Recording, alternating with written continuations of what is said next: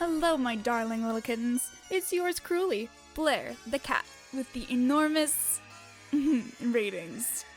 I'm here today to share with you 5 ghoulish tales. So, if you've ever felt like your life couldn't get any worse, I'm here to remind you that it can. From my rightful position on top, I can see all the ways a story might go.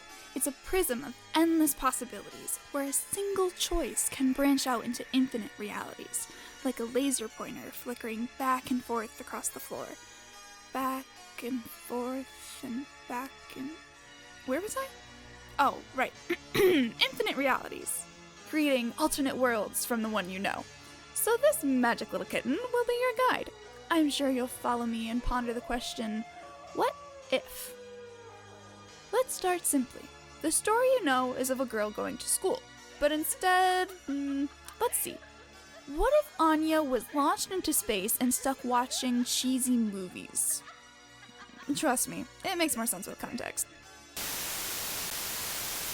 If you're wondering how she eats and breathes and other science facts, then repeat to yourself the moon's laughing, so just sit back and relax.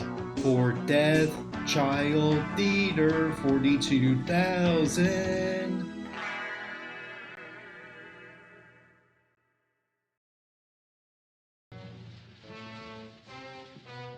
Welcome, audience.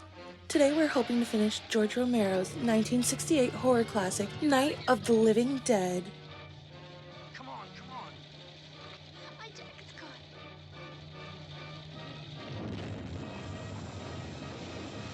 Well, it looks like they're playing love in their face.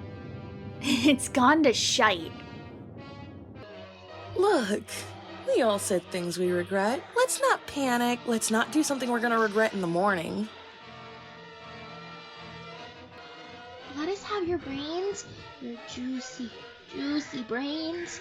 It's clear that you're the only one here who has any. Let us have your brains that will weirdly look like chicken meat. Raw chicken meat.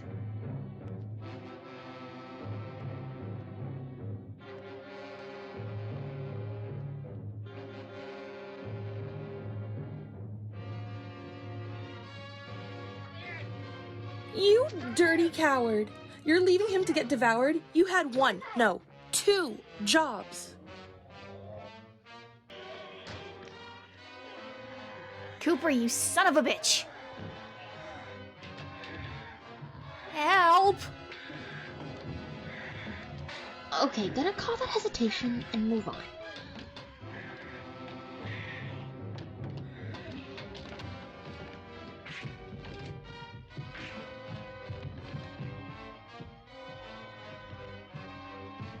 I get it. I want to punch him too.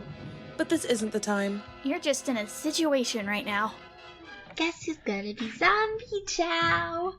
You're going outside.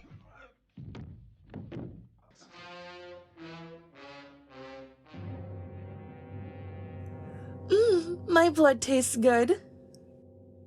We don't have a lot of extra people on hand. I mean, did you see those kids? They're on fire. You mean they're hot stuff? Nailed it. Too soon. You can still hear them screaming. You know, I think this is too well done for my corpse. I wanted it rare. It isn't sushi, Bob. Well, at least it's all you can eat. Everyone have a bite. Yay, spare ribs. Get your own.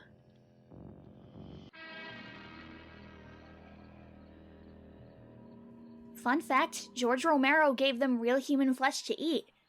He was going for that verisimilitude thing. It's howdy doody time. Yikes. Terrible joke. Sorry, audience. It seems like my co-host is feeling a little cranky today. Who are you talking to? Our audience. Audience? How can anybody see this? You don't know anything about transmitting signals through space. Or how to build robots out of bowling pins and candy machines. Then how are you talking? Mom? Dad? Why do I have to go? Madness comes in many forms. From madness that just grips and destroys the world, to madness that protects a young girl from realizing all she has lost. Still not sure why the cheesy movies, though. You'd think she'd suffer enough. Anyway, time to move on, kittens. Your Mama Blair has plenty of stories left to share. The thing about parents is that they often want you to think the world of them, and sometimes they don't really live up to those standards. Sometimes they struggle for attention and for their kids to think they're cool. They'll do just about anything for that. Well, what if a father was so desperate to seem cool, he became it?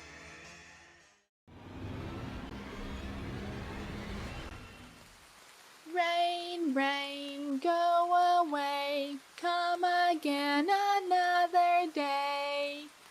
Maka. Hello? Hiya, Maka. What a nice boat you got there. Do you want it back? Do you want a balloon? Yeah. Wait, Papa, is that you? Why are you dressed like that? Kids love clowns. Not creepy clowns. It's not supposed to be creepy. It is creepy when you wear it. Maka! What are you even doing there? I thought it would be fun if I dressed as a clown for you. You just have a clown costume? I know a woman who's into clowns. Papa! No! I meant, why are you in the sewers? Well, after your mom kicked me out, Because you were cheating on her. I was kicked out and didn't have a place to stay. You have your own job. You couldn't get an apartment or a hotel? I lost my wallet and my debit card at Chupacabra's. I can't replace it at the bank without ID. Ugh, Papa.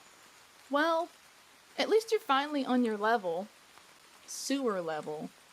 Maka, don't go. I'm stuck. Go get help. Oh, the police are coming. They'll help. Spirit Albarn was booked on charges of trespassing, being a public nuisance, and wearing clown attire after Labor Day. Okay, that was a stupid lead-in pun, but it was too funny not to share. Okay, but let's move on. Vampires are known for their raw sexuality and being master seducers. And that's coming from me. And just look at me, I know about seduction. So what happens when our cute little Scythemeister Maka gets bitten and turns into one of the creatures of the night? How's our Scythy boy gonna deal with it? He's always seemed like a biter to me. I wonder how he'd take to getting bit. So, yeah. My Meister Maka got bit by a vampire during a mission. Look, I know how uncool it is. I tried to protect her, but I couldn't. I don't know if I'll ever forgive myself. I guess it could have been worse. I mean, we got her to the doctors quickly and she died. But she got back up. Yeah, the vampire turned her. She had some connection with the vampire, and together with our friends, we found it and killed it. We were kinda hoping that would change Maka back. That didn't happen. Maka became a full-fledged vampire. I mean, the school has been very accommodating about it. We're getting her blood bags to eat, or drink, I guess. Since she can't be out during the day, she holes up in her room, Zoom calls her classes. Most of our missions take place at night, and that crazy vampire strength and flying is helping, but, well, she's changed. I don't mean the whole pale thing or her going all goth. I think she's just doing that because she likes vampires from Victorian literature. I don't even think she needs the coffin, but nevertheless, that's where she's sleeping. No, it's something else. She's acting real weird. So, come to your dark princess. Maka, the camera crew's here for the documentary. Oh! Hey! I'm Maka Albarn. The Dark Princess. So? Yes, mistress. So? You told me to call you that. When we're alone. Okay, let's just figure this out. You've been acting all weird. You've been clinging to me, making weird faces at me. I'm pretty sure I've seen you floating above me when I'm trying to sleep at night, looking like you want to eat me. Do you need more blood bags? So? I was flirting with you. I mean, the goth look is working for you, but, even as a vampire, you're still flat as a board. So! You idiot! Come on, we can talk about this. Can we talk this out? Wait. Please. Not the book.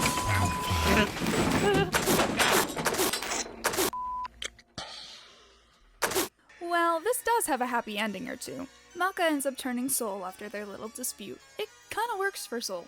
He's pale, has sharp teeth, and he's already dressed like he's one of the Lost Boys. Anyway, those two kids end up finally talking things through and decide to spend the rest of their undead lives together. It took them both dying and coming back before deciding to trade body fluids, and not in the way that I hoped for. Not at first, anyway. But those vampires probably don't want me to share those details. Let's move on to see how our little star deals with size issues.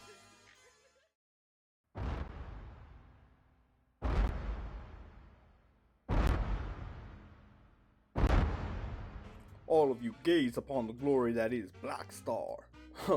Try not to be scared. You're not that big! You're actually shorter than average! I honestly thought you were a monkey the first time I saw you. Just cause I'm on a building doesn't mean I'm King Kong. No one thought you were. Harumph. Don't listen to them. I think you're great. You're always the big man to me. Oh, thanks, Tsubaki.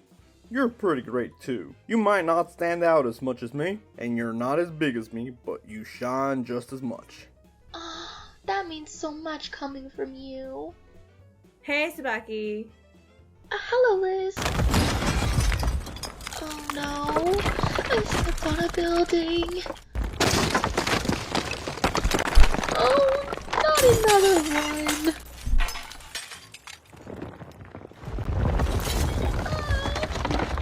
How can someone so small get into so much trouble? Let's go home, man. Let's get some meat. Even when Black Star isn't the biggest thing in the room, he still acts like he is. All I can say, good luck, Tsubaki. Unless he really is the biggest guy in the room, then good for you, Sue. Would certainly explain that deep voice. Now, for our final tale of the evening. Siblings are something special. Something that connects people despite how different they might be. They might play violins, or be cursed swords, or madness gods, or silent necromancers, or whatever. Or, once you have a sibling, you are bonded for life via that connection. Can that bond reach even beyond the veil? My pretty little kittens, nestle under your blankets as we ask, what if Patty became a ghost? Good luck, Liz.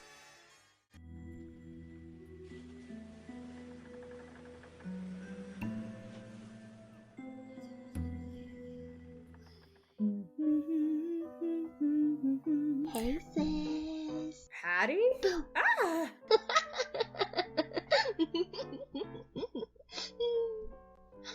You fell for it.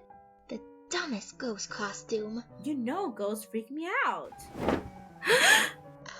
Sis, I sorta had a tiny little accident.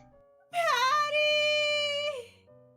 Well, dang, that is horrifying if you think about it for 2 more seconds. Okay, maybe we should wrap it up here. Well, I've been your host, the ever-lovable Blair, the tabby with a classy chassis.